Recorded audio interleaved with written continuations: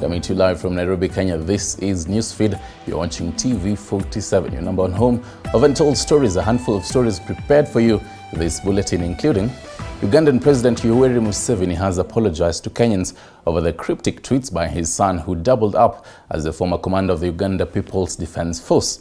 In the statement posted on his official Twitter account, Museveni says it was not correct for his son to make such remarks. Muhoozi on Monday made remarks threatening to invade Kenya and seize Nairobi. General Muhoozi Kainerugaba claimed the operation will take no longer than 2 weeks.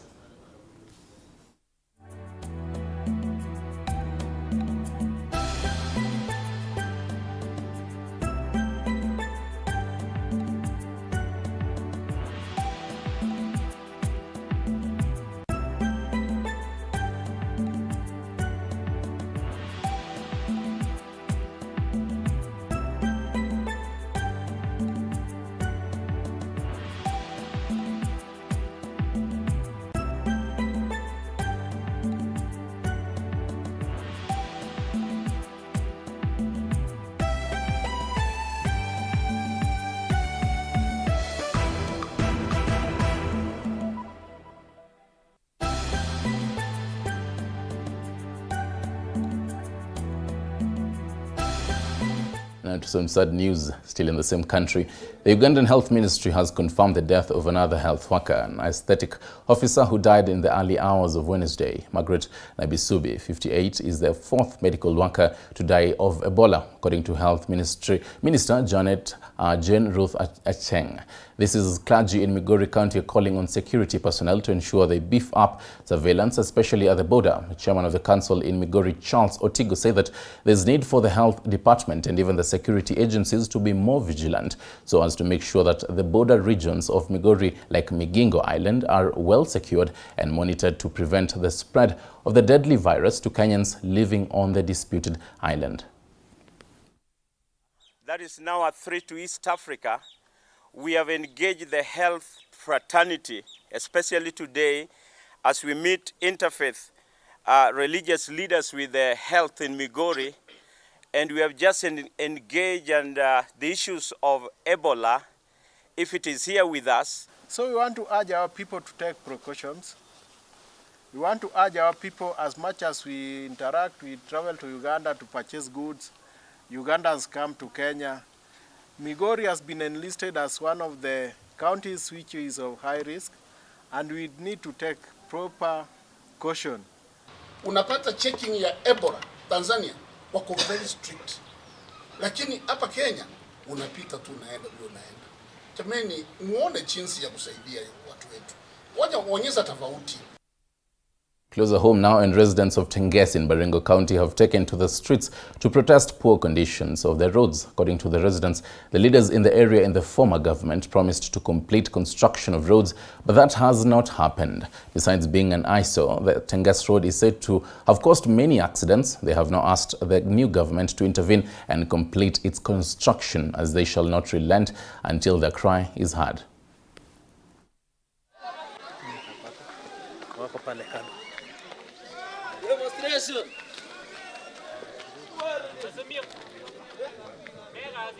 Kama anashindwa na kazi atoke. Hatuwezi kubali aweke mchanga barabara na ni barabara ya lami. Mchanga yenye inateleza. Hiyo haikubaliki. Na huyo ni mtu amedelay. Tunaangalia anakuja, mashine analeta mashine, anarudi. Mashine anarudi. Sababu tumenyanyaswa ya kutosha.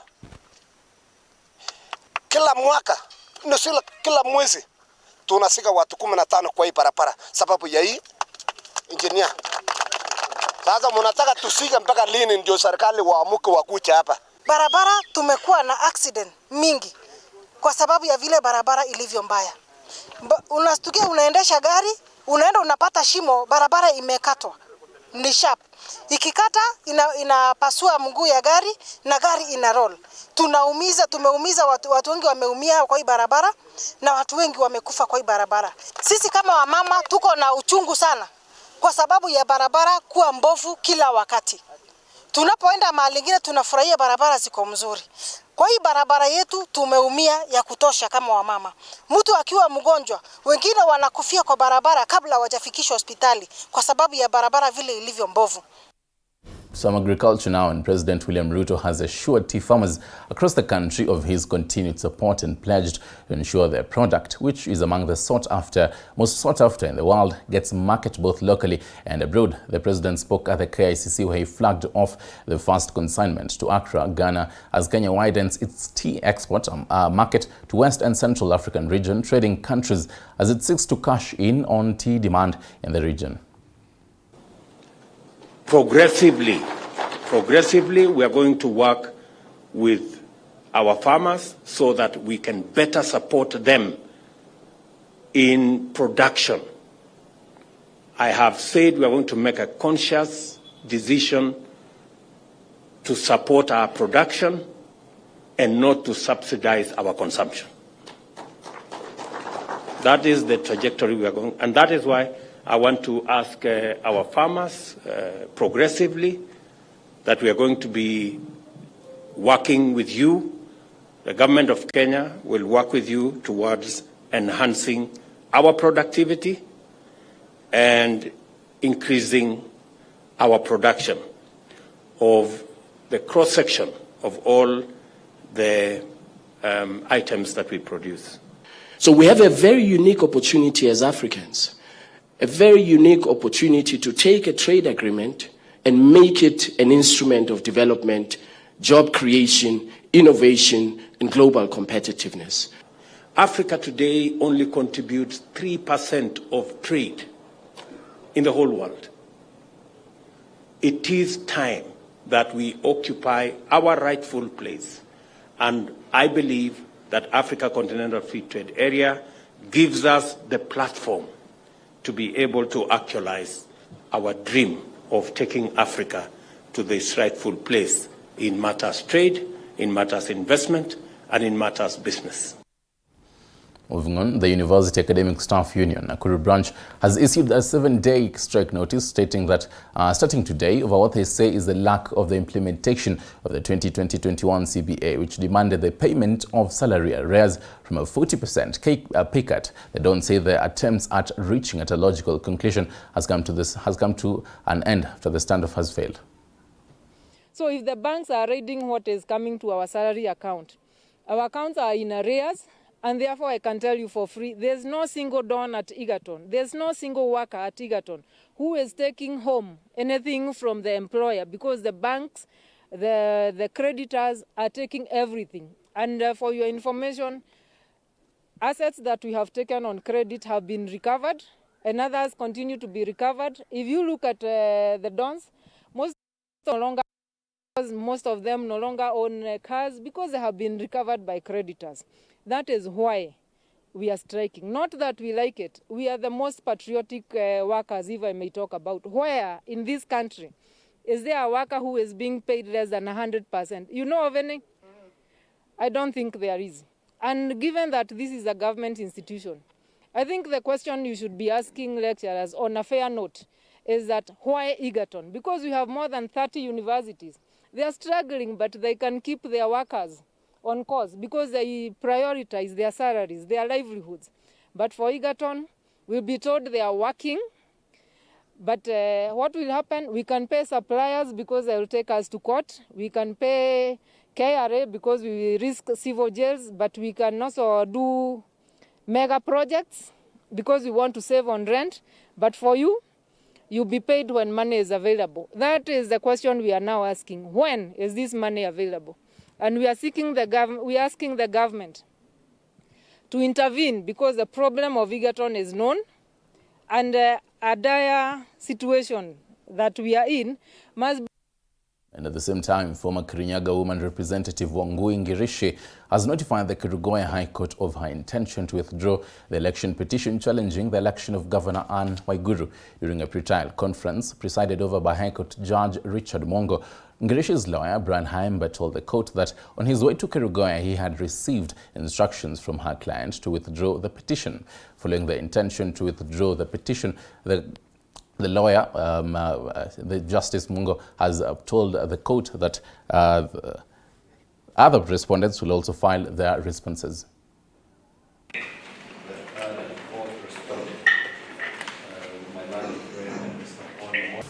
Is able to put in the notice of withdrawal.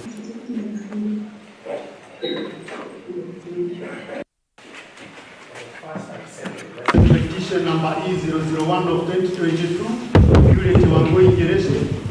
We have informed the court that we'll be making an application to withdraw the petition in accordance with the instructions given to us by our client, the Honorable Purity Ngirishi.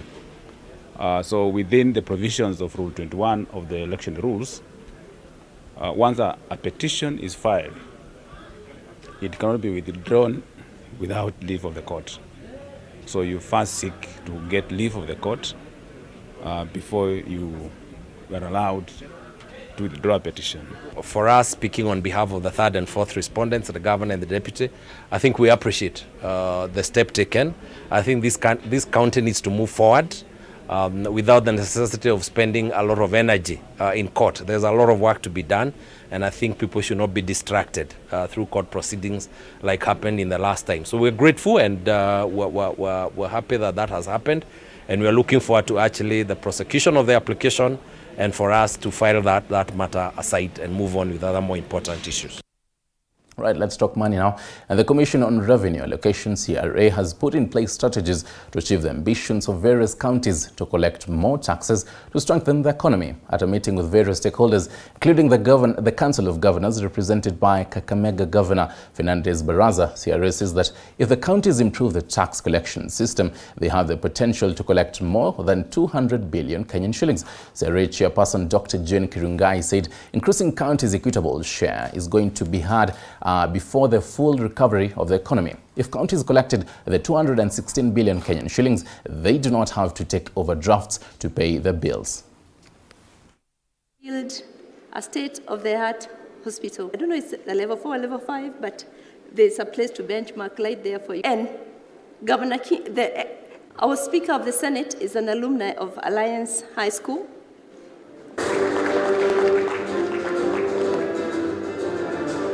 And we are very excited that there's a lot of potential to collect revenues.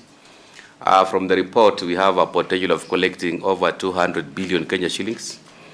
And one thing that I want to commit on behalf of my 47 colleagues is that we are going to follow through the revenue sources, especially on areas of mining, issues around outdoor advertisement, and more importantly, we are going to focus on automating our operations on matters of revenue collection.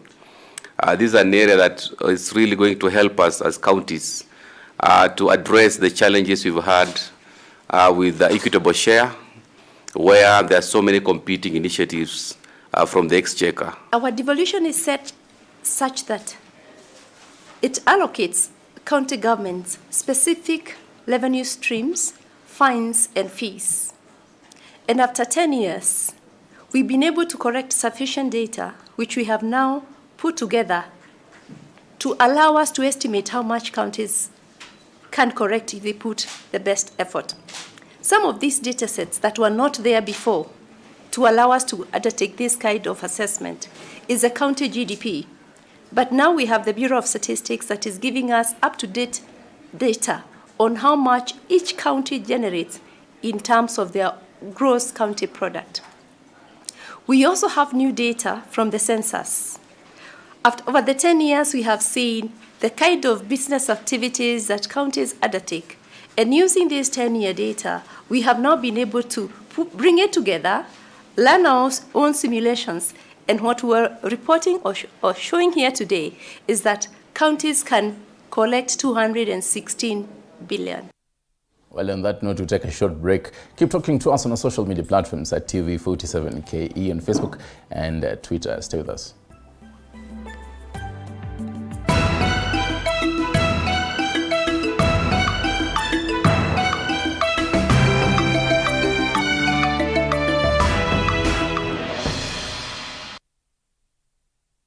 You are watching TV47, the home of untold stories.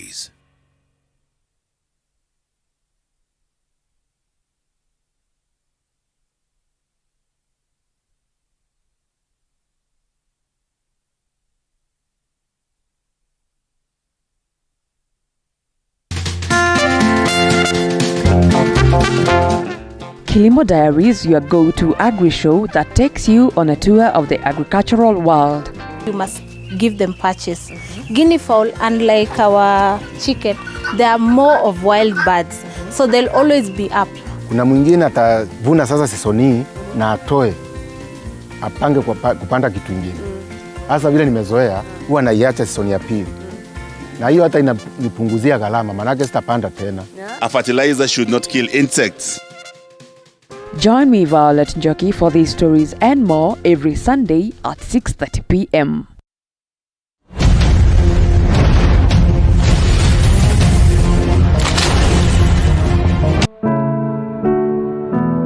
Disability is not only limited to physical disorder, but also mental issue.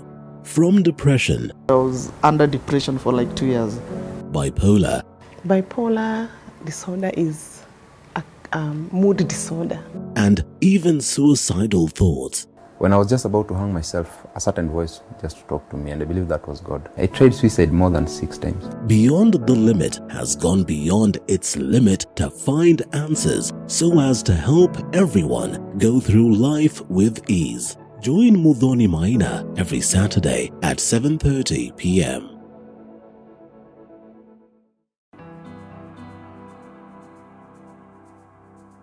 Starting this September at 8:30 p.m. on Tuesday, The Realtor brings it all to perspective. We identify a property, discuss and demonstrate the journey towards ownership. Professionals who have integrity, and from their catalog you can easily read that these are professionals who are able to deliver.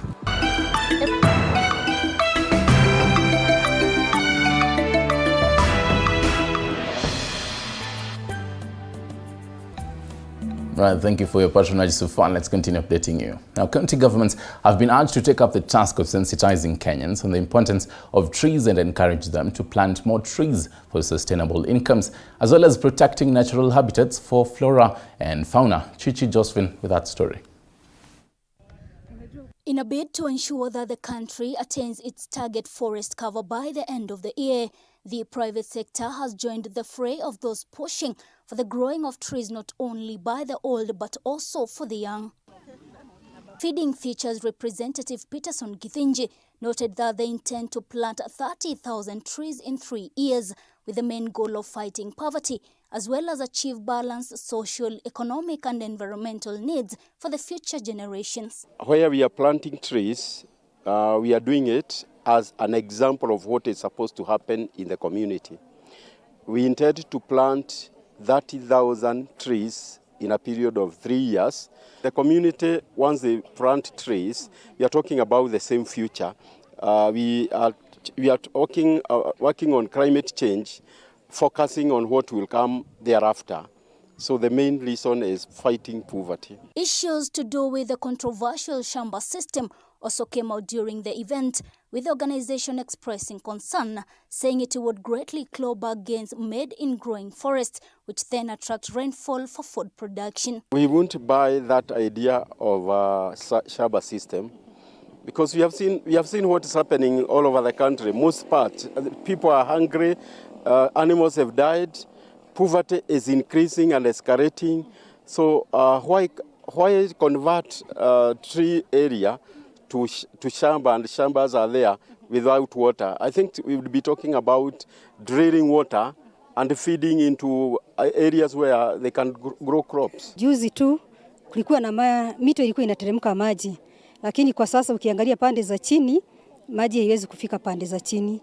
Sasa tunataka kuhimiza watu wa area hii yetu ya Monanda na nchi yote nzima, ni vizuri turejee kwa kazi ya kupanda miti ili tupate mazingira masafi. Chichi Josephine, TV 47. Thank you for that story, Chichi Josephine. Now moving on, President William Ruto this afternoon made a surprise visit to Parliament early this afternoon, where he had lunch with MPs. Ruto, who was later joined by National Assembly Speaker Moses Wetangula, made his way to Parliament from the KICC, where he had gone to flag off tea to Accra under the African Continental Free Trade Area. Ruto's impromptu visit comes ahead of a crucial ruling by Speaker Wetangula on the majority party standoff between Kenya Kwanza and Azimio on the coveted slot.